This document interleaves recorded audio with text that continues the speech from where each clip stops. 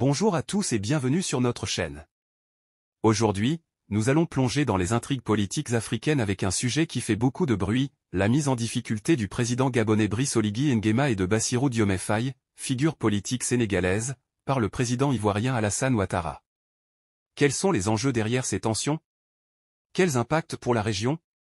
Restez jusqu'à la fin pour une analyse approfondie de cette situation complexe. C'est parti. En quoi Oligui Nguema du Gabon et Bassirou Diomaye Faye sont-ils mis en difficulté par Alassane Ouattara? La raison est la suivante. Alassane Dramane Ouattara a fait quelque chose.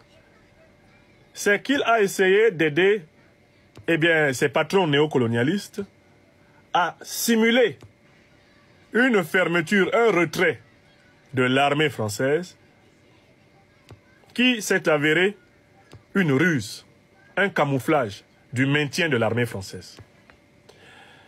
En ce faisant, Alassane Dramane Ouattara a permis à l'opinion, pas seulement ivoirienne, africaine, mais internationale, de regarder de très près ce qui se passe au Sénégal et ce qui se passe au Gabon.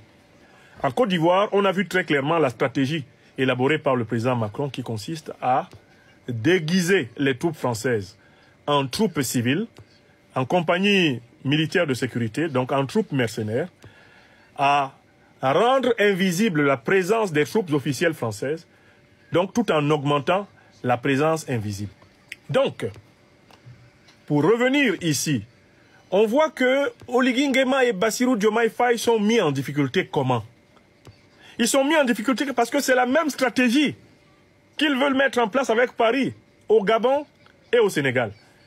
Alors qu'ils étaient en train, en tout cas notamment pour Bassirou Diomaye et Sonko, de faire de grandes déclarations ayant pour but de soulager les aspirations panafricanistes populaires du peuple sénégalais, voilà que les maladresses de Ouattara, la grossièreté de Ouattara qui a révélé tout le stratagème, font que désormais Sonko et Diomaye ne vont pas pouvoir tromper les Sénégalais.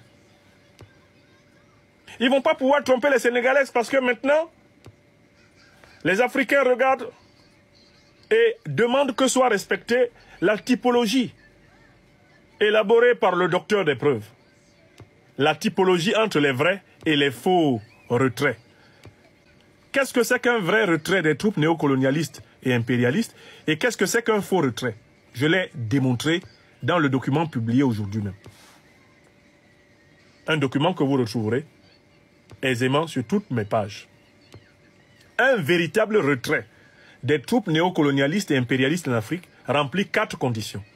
Première condition, rupture des accords de coopération militaire et de défense avec les anciennes puissances coloniales et les puissances impérialistes en Afrique. Deuxième critère, le véritable retrait des troupes néocolonialistes et impérialistes en Afrique se fait par une décision unilatérale et souveraine de l'ex-pays colonisé.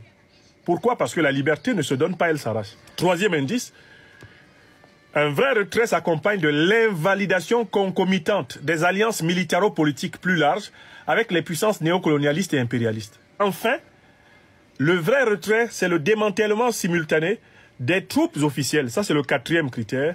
Démantèlement simultané des troupes officielles, donc des armées, des puissances néocolonialistes et impérialistes, et en même temps, démantèlement des troupes officieuses, c'est-à-dire les troupes cachées.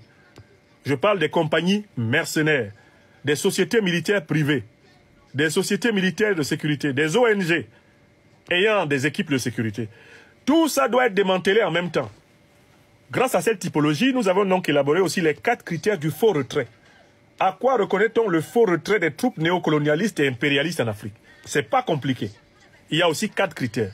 Premier critère, absence de rupture des accords de coopération militaire et de défense avec les anciennes puissances coloniales et les puissances impérialistes en Afrique. Tout pays dans lequel les accords n'ont pas été dénoncés, le retrait dont il parle, c'est un micmac. C'est de la dissimulation, c'est de la ruse. C'est pas un retrait. Deuxième élément qui prouve que c'est un faux retrait. Lorsqu'on parle d'une décision soi-disant concertée entre la puissance néocolonialiste et le pays colonisé, c'est de la ruse, du camouflage et non une vraie rupture de la domination.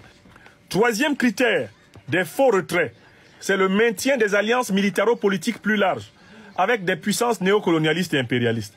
Tu ne peux pas dire, je demande à une armée d'une ancienne puissance coloniale, néocoloniale ou impérialiste, je lui demande de quitter mon sol. et en même temps autoriser qu'il y ait une alliance plus grande dans laquelle la même puissance va avoir ses hommes. Dernier critère, comment on sait que c'était un faux retrait?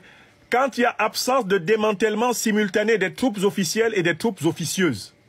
C'est-à-dire quand les compagnies de mercenaires, les sociétés privées de sécurité de gardiennage contrôlées par ces puissances étrangères restent dans le pays. Voilà la typologie. C'est pour cela que dans cette typologie, je disais que Mahamat Idriss Déby, le maréchal président du Tchad, a pris une avance certaine par rapport à Alassane Dramane Ouattara, Bassirou Diomaye Faye, Oligui Nguema. Alassane Ouattara, par sa grossièreté, par sa manœuvre tellement facile à lire, c'est tellement cousu de gros fils blancs que tout le monde a vu. En réalité, en Côte d'Ivoire, ce n'est pas un retrait. Alassane Ouattara a foutu en l'air l'espoir de Bassirou Diomaye Diakhar Faye et de son co de nous enfumer. Il a foutu en l'air l'espoir d'Oligui Nguema de nous enfumer. On sait que tant que ces gens-là n'auront pas dénoncé les accords de coopération et de défense, il n'y a pas de retrait. Pour conclure, cette affaire met en lumière les rapports de force et les stratégies d'influence entre dirigeants africains. Alassane Ouattara, en tant que figure clé de la région, semble jouer un rôle stratégique qui ne laisse pas indifférent ses homologues comme Oligui Nguema ou Diomaye Faye. Ce type de situation reflète aussi les défis auxquels est confrontée l'Afrique dans la quête d'une stabilité politique et économique durable. Si cette situation soulève des interrogations sur l'avenir des relations entre ces pays, elle souligne aussi l'importance de la coopération et de la communication pour éviter des tensions inutiles. Que pensez-vous de ce bras de fer politique? Quelle issue entrevoyez-vous pour ces dirigeants et leurs nations?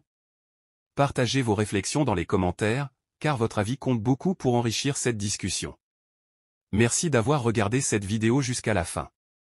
Si le sujet vous a intéressé, n'oubliez pas de liker, de vous abonner et d'activer la cloche pour ne rien manquer. À très bientôt pour une nouvelle analyse sur notre chaîne.